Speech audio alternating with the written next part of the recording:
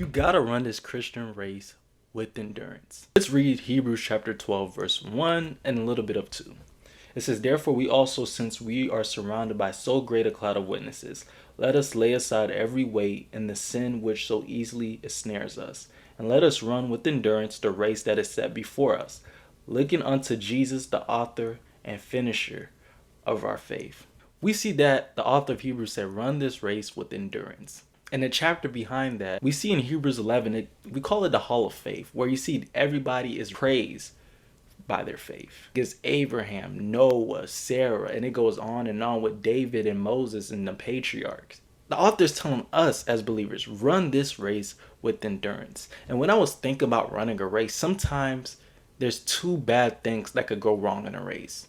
In a race, sometimes you can run too fast. And sometimes when you run a race too fast, you begin to be tired because you haven't become disciplined enough where you have enough stamina. Usually you see this with new believers. When they come to Christ, they end up running in their faith too fast. And when they run too fast, they end up backsliding.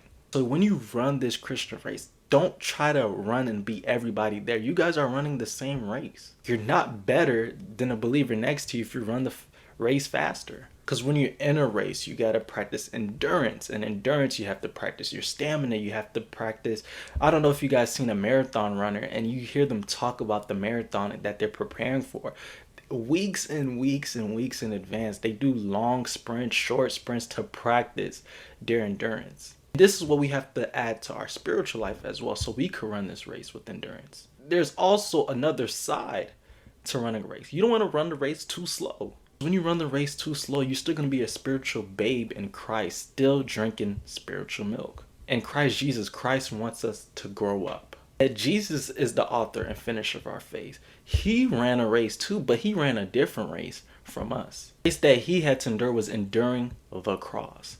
But just like how he endured the cross, we need to endure our spiritual. We need to endure the temptation that comes our way. One person in the Bible or in the scriptures that come to mind is Abraham. And Abraham is commended for his faith. It says Abraham believed God and was accounted to him as righteousness. But most people think that in Abraham's running of endurance, that they just thought everything was smooth. But in Abraham, in his life, there was times where he lacked faith. And it seemed like in the race that it seems like he was failing in the race. You see that in Genesis 12, God called Abram. This is before he's Abraham. He called Abram and tell him to leave your fathers, to leave everything and come and follow him. And he will make Abram a great nation. So we see that God gave him a promise before Abram obeyed God, so to speak. Saying that Sarai, which was his wife, was just only his sister. And he was afraid because she was beautiful and that they were going to kill him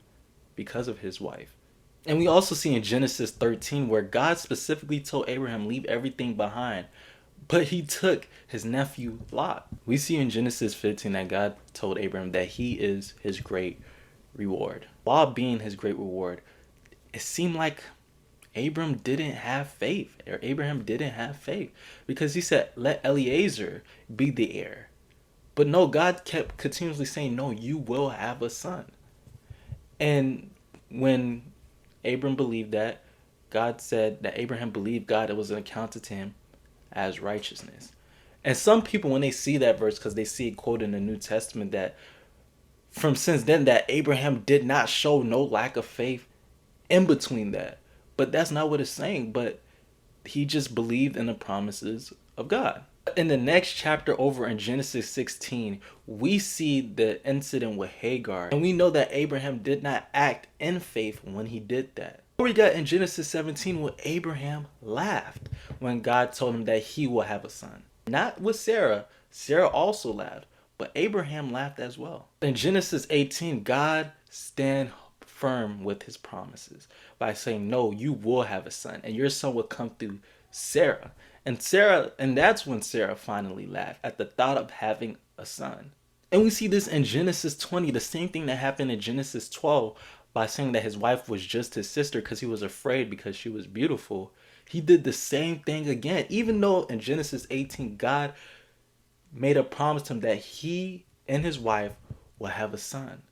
But the thing that he did was not out of faith. And in Genesis 21, Abraham finally had a son.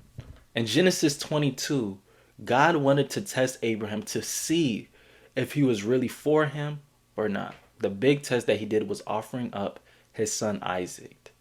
And we see in Hebrews, it shows that Abraham, even if he went through with it, he believed that God was able to raise Isaac from the dead. So we see that through Genesis 12 through Genesis 22, we see that Abraham's faith grew. And you could see in his walk or in his race that he ran with endurance, even though there was times where he fall flat on his face.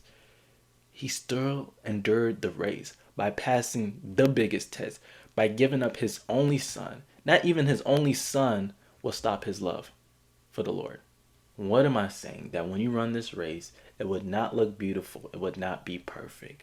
But run this race with endurance, looking at Christ. Even when you stumble, look at the spiritual help that you can have by praying, by fasting, by seeking the Lord and his word. So be like Abraham in this regards. Even when you stumble, still lean onto the Lord, trusting in his promise. And the promise that he has to us is everlasting life.